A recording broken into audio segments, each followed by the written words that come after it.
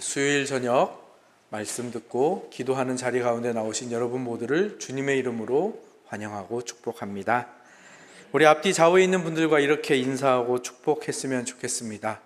겸손하게 사랑합시다. 사랑하고 축복합니다. 겸손하게 사랑합시다. 이번에는 지난번과 마찬가지로, 지난 수요일과 마찬가지로 자기 가슴에 손을 얹고 당신이나 겸손하게 사랑하세요 하지 말고 나 자신에게 이렇게 말하겠습니다. 겸손하게 사랑하겠습니다.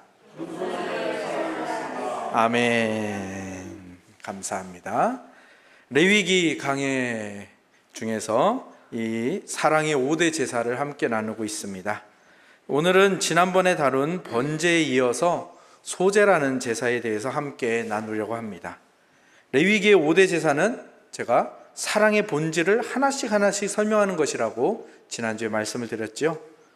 그 중에서 첫 번째인 번제는 어떤 사랑을 말한다고 했습니까?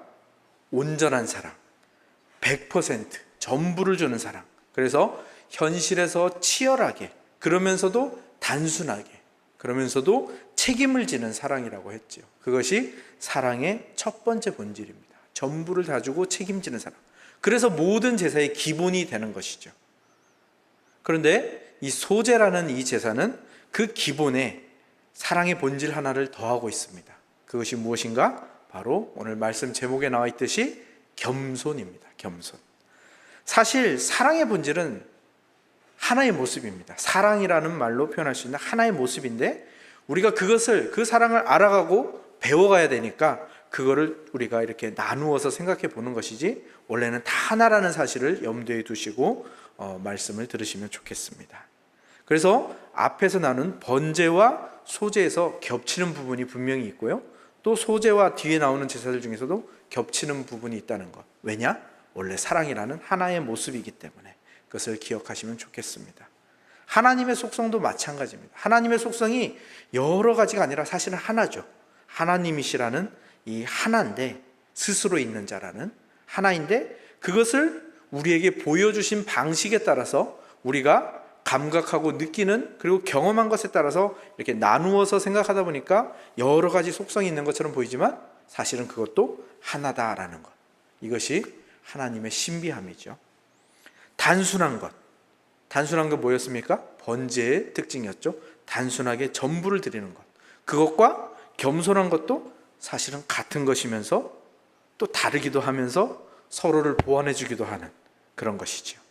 그래서 특별히 번제 다음에 이 소제가 나온다는 것은 이 번제를 완전히 보완해 줄 수 있는 것이 이 소제이기 때문입니다. 온전한 사랑을 보완해 줄 수 있는 게 뭘까요? 겸손한 사랑인 것입니다. 이것을 기억하시면서 말씀을 함께 나누겠습니다. 사람이 무엇을 깨달았을 때, 그리고 무엇을 해냈다고 생각했을 때, 그때가 가장 위험한 순간이라고 합니다. 번제를 통해서 하나님의 사랑의 본질이 뭔지를 알았다, 내가 전부를 드리는 것이 이게 사랑의 핵심이구나, 이것을 알았을 때, 하나님의 마음을 알았을 때, 사랑이 뭔지를 알았을 때, 그때가 가장 위험하다라는 것이죠. 불교에서도 그렇습니다. 불교에서도 득도했다라고 하죠. 그 다음에 열반에 이르렀다, 깨달음에 이르렀다 했을 때, 그때가 모든 것이 완벽한 듯한 상태가 되지요. 근데 불교에서도요, 그때가 가장 위험한 순간이라고 말합니다. 왜냐하면 그때 모든 것을 자기가 완성한 것처럼 착각하는 그 순간에 이 그동안 쌓아온 것들이 다 무너져 버리기 때문이죠. 그래서 불교에서는 그렇게 말합니다. 열반에 이르는 바로 그 입구에 주하인마라는 것이 있고, 거기에서 땡중도 나오고 파괴승도 나오고 악인들이 나온다라고 말합니다. 불교 이야기를 하니까 조금 설득력이 떨어지는 것 같죠? 그래서 우리 기독교에서도 초기의 수도사들은 고행을 했죠.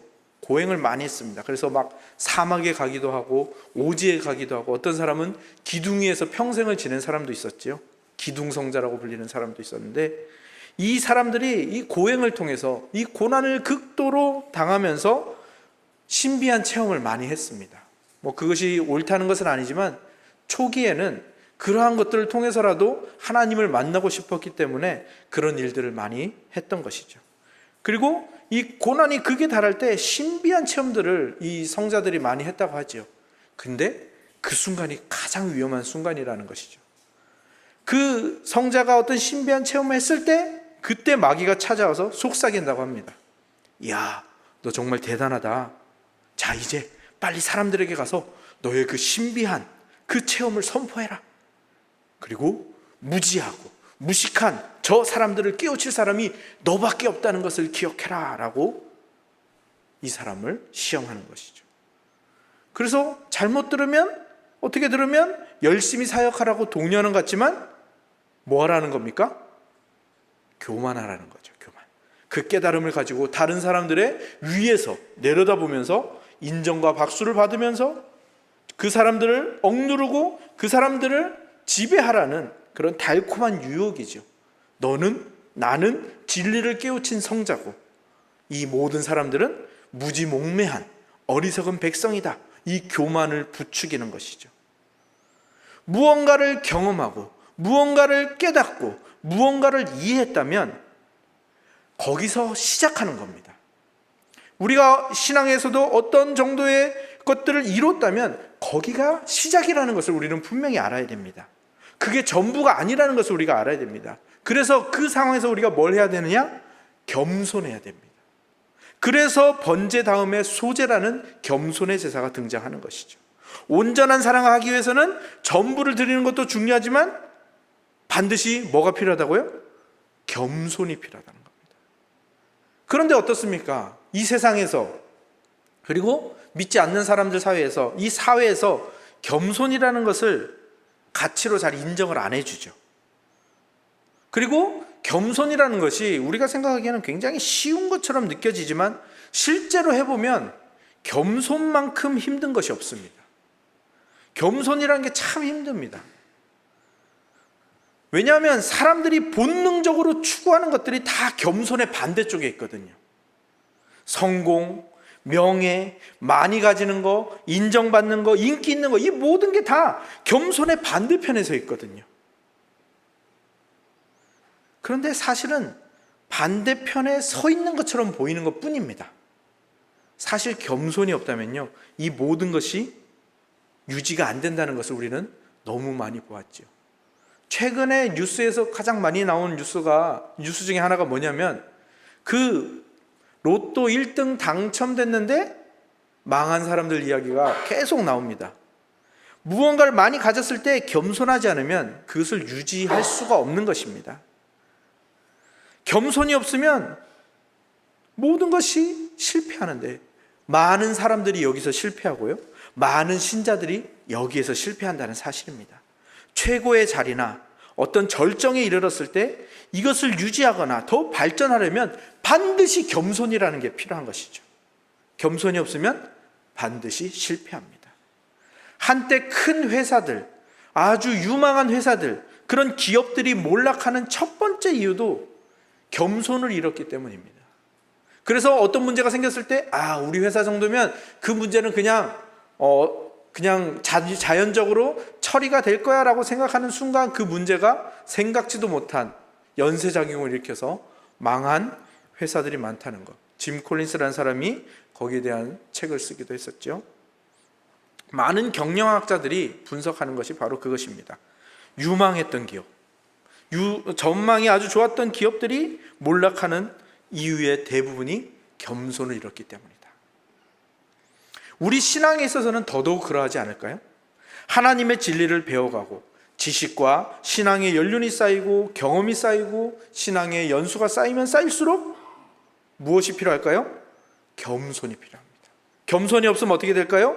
정죄, 분열, 편가르기, 여기로 가버릴 수밖에 없는 겁니다. 왜요?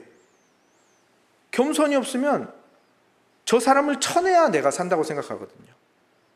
그래서 겸손이 우리 신앙에 있어서는 정말 중요한 개념인 것이죠. 그러면 지금 내가 겸손을 잃고 있지는 않은가? 내가 지금 겸손을 잊어버리고 있지는 않은가? 어떻게 우리가 분별할 수 있을까요? 내가 겸손을 잃었는가 잃지 않았는가를 확인하고 분별하려면 내가 무슨 말을 자주 하는지를 살펴보면 됩니다. 왜냐하면 겸손은 성품에 가는 것인데, 이 성품에서 품자, 여러분 한문으로 이 품자 어떻게 생긴지 아시죠? 품자가 어떻게 생겼죠? 입 구자가 3개 모인 게 품자죠. 그래서 내가 하는 말이 나의 품격이고 내가 하는 말이 내 성품입니다. 그래서 내가 무슨 말을 자주 하는가를 보면 내가 겸손을 잃어버렸는지 잃지 않았는지를 판단할 수가 있는 것이죠. 그러면 우리가 판단할 수 있는 아주 좋은 말, 아름다운 말, 내가 겸손하다고 볼 수 있는 아름다운 말은 어떤 것이 있을까요? 첫 번째는 사랑한다는 말이겠죠. 내가 사랑한다는 말을 자주 하고 있는가, 그걸 살펴보면 좋을 것입니다. 그렇기 때문에 오늘 또 말씀 전에도 우리가 서로에게 사랑을 다짐하고 또 자기 자신에게 사랑을 다짐했죠. 그렇다면 사랑한다는 말이 가장 아름다운 말이라면, 그러면 가장 향기로운 말은 어떤 말일까요? 그거는 고맙습니다 라는 말일 겁니다. 우리 옆에 있는 분들에게 고맙습니다 한번 해볼까요? 고맙습니다, 감사합니다. 네, 여러분의 입에서 향기가 나기 시작할 겁니다.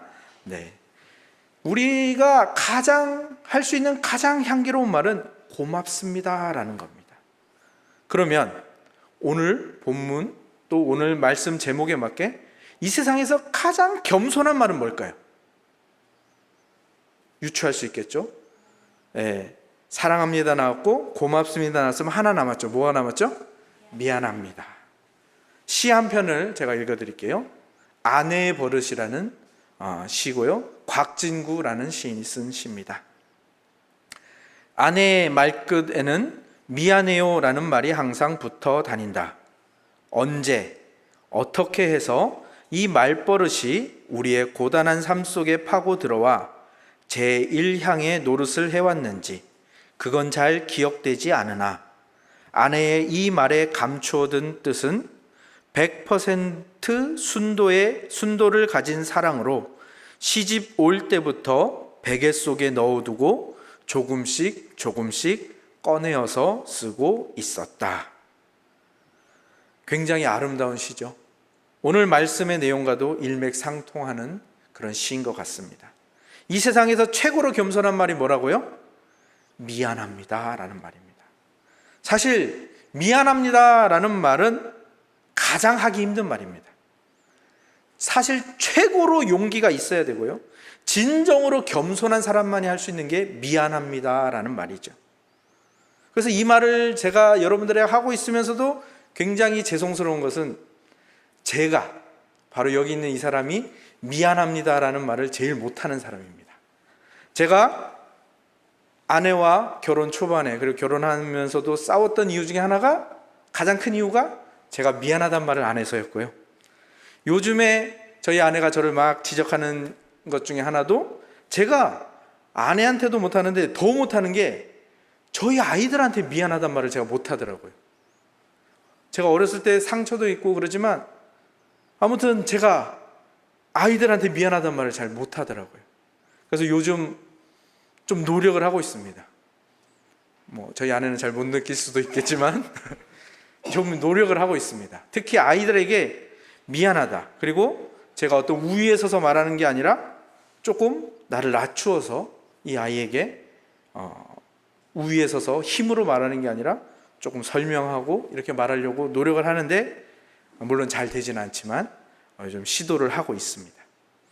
사랑합니다, 감사합니다, 이 말은요 사실 마음에 없어도 우리가 잘 할 수 있는 말이에요. 그렇죠? 우리 예배 시간 전에 사랑합니다, 축복합니다 하면 마음이 없어도 잘 할 수 있습니다. 그죠? 감사합니다 하는 말도 그냥 받으면 자동으로 나와요. 그죠? 근데 이 미안합니다 라는 말은 간단하게 나오지가 않아요. 왜 그럴까요? 이 미안합니다 라는 말은 마음을 통과해서 나오기 때문입니다. 그리고 이 미안하다는 말은 가장 용기를 내야 하는 말이기 때문이겠죠.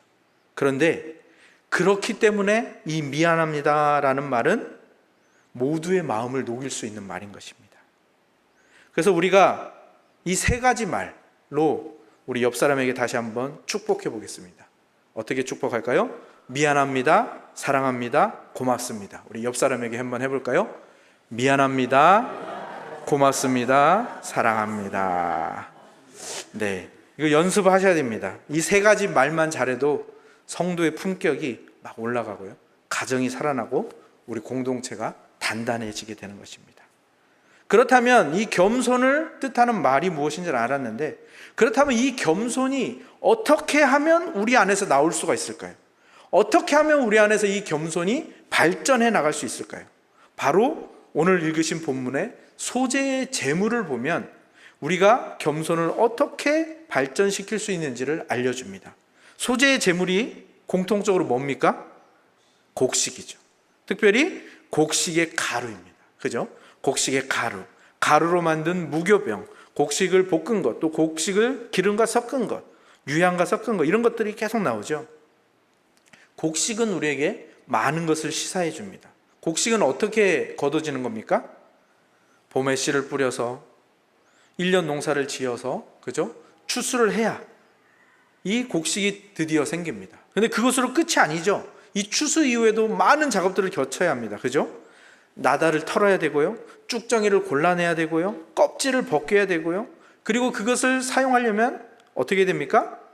고운 가루로 만들어야 됩니다. 체에 털고, 그죠? 맷돌로 짓이기고 갈고, 더 고운 가루를 내려면 또 그 더 고운 체에다가 또 한 번 더 털어야 되겠죠.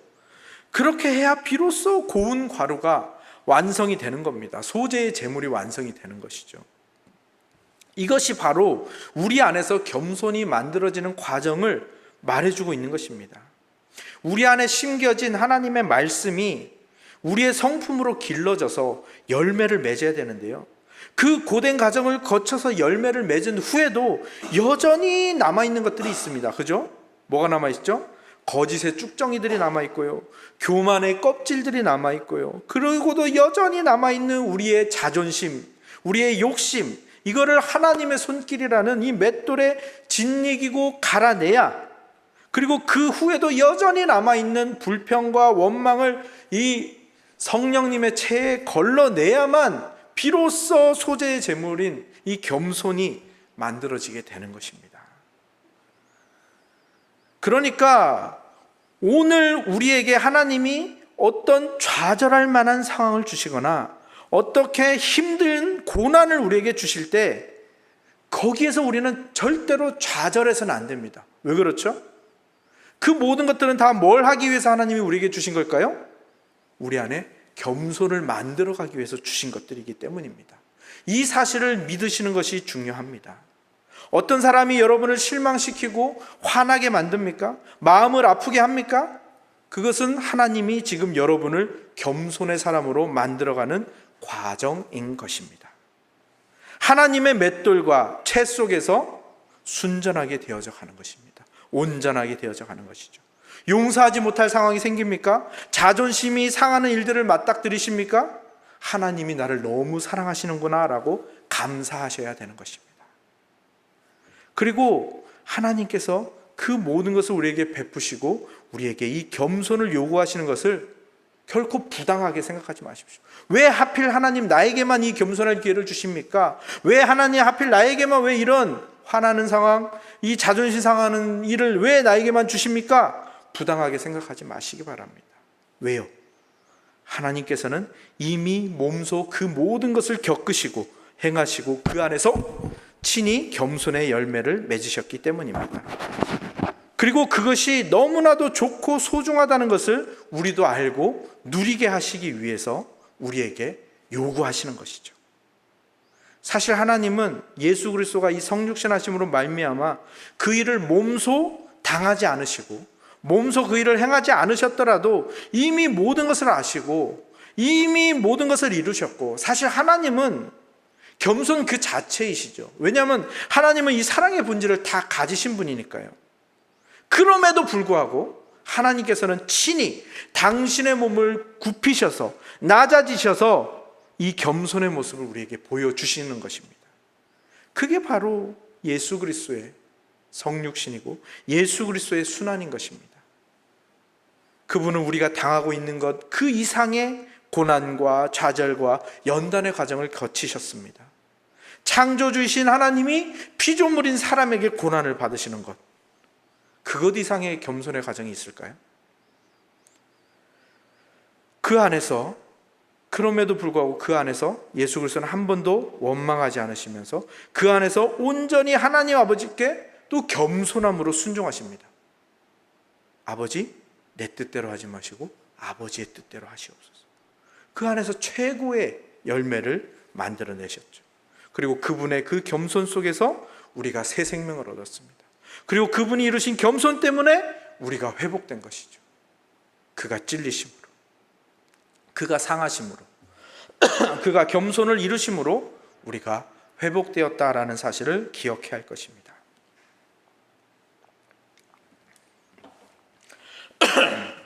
그리고 하나님께서는 우리도 그것을 이루기를, 우리도 그것을 닮아가기를, 우리도 그것을 따라하기를 원하고 계시고 도우시고 계시는 것이죠.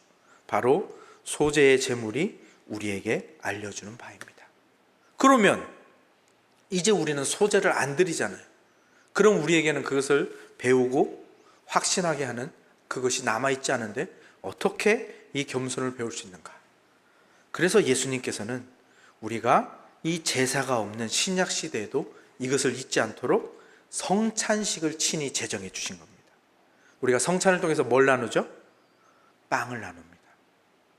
그 빵은 우리는 떡이죠. 떡을 나눌 때 이 떡은 뭘로 만듭니까? 곡식의 가루로 만듭니다. 예수 그리스도가 그렇게 자기의 몸을 우리에게 내어주셨고 그분의 몸이 그렇게 찢기고 디디겨지고 가루가 되도록 고난에 그리고 그 죽음을 당하신 것이죠. 그분의 겸손한 내어주심, 그분의 겸손한 찢기심으로 우리가 생명을 누리게 된 것이죠. 그래서 우리는 그것을 기념하는 이 성찬의 떡을 대할 때마다 나도 예수님처럼 나의 몸을 찢어야겠구나, 나의 자존심을 찢어야겠구나, 나의 존재를 찢어서 다른 사람의 생명이 되어야겠구나 라고 고백하는 것이 성찬식인 것입니다. 그리고 그것이 로마서가 말하는 하나님께 드려야 하는 산제사인 것이죠. 날마다 나를 죽이는, 날마다 나를 드리는 산제사. 산제사는 뭡니까? 겸손하게 나를 찢는 것이고 나를 짓이기는 것이고 나를 드리는 것이고 나를 나누어 주는 거죠. 그걸 다른 말로 하면 뭐라고 표현할 수 있을까요? 힘을 뺀다라고 표현할 수 있겠습니다. 이 힘을 뺀다라는 개념은요, 모든 어떤 경지에 이르는 것들에서는 가장 필요한 것입니다. 그래서 힘 빼는 기술이라는 책도 있습니다. 그 책에서 제가 한 부분을 읽어드릴게요. 훌륭한 공예가가 가장 즐겨 사용하는 칼이 무엇일까?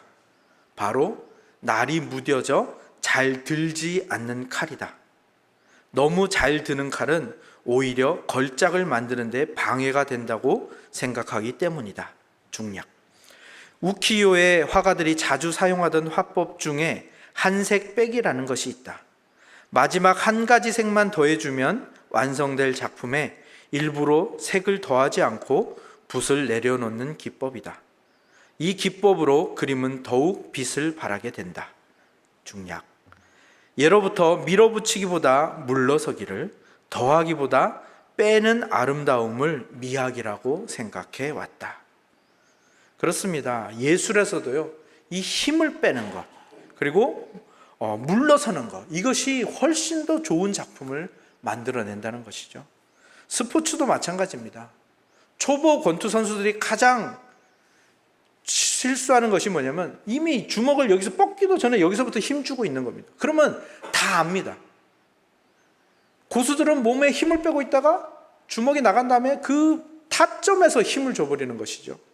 모든 스포츠는 다 그렇습니다. 모든 스포츠의 고급 기술은 힘을 빼는 데 있습니다.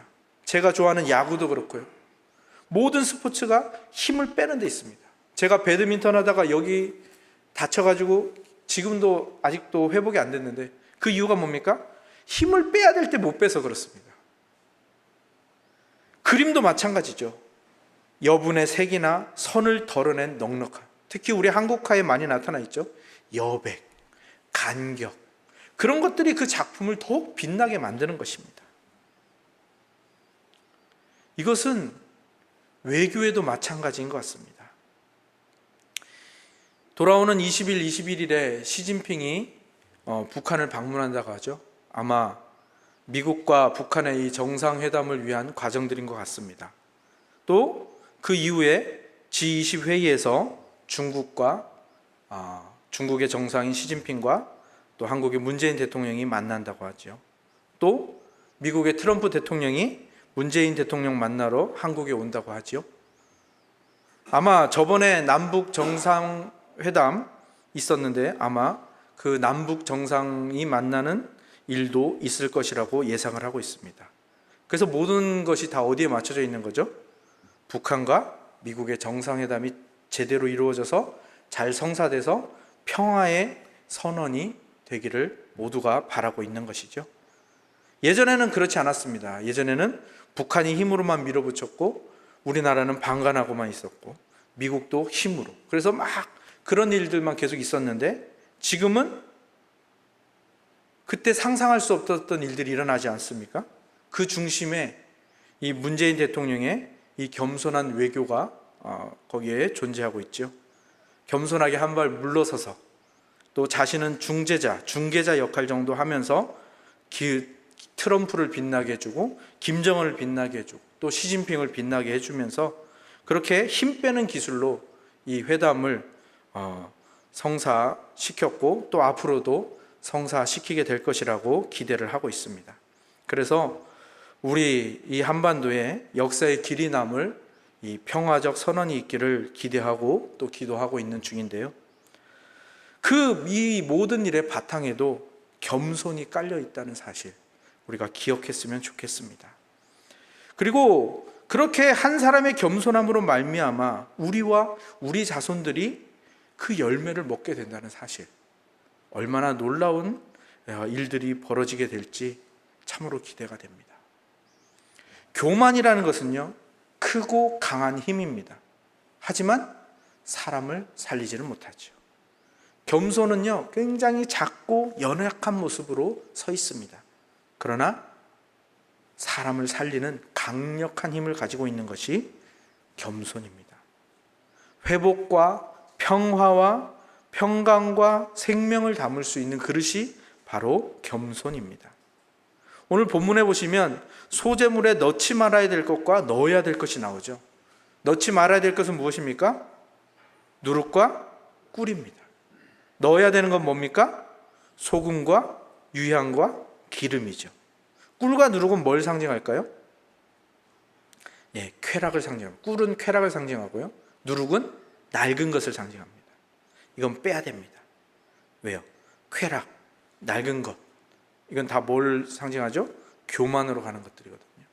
그런데 소금은 왜 넣습니까? 언약의 소금. 유향은 왜 넣습니까? 생명을 살리는 것이기 때문에. 기름은요? 기름도 회복을 위한 것이기 때문에.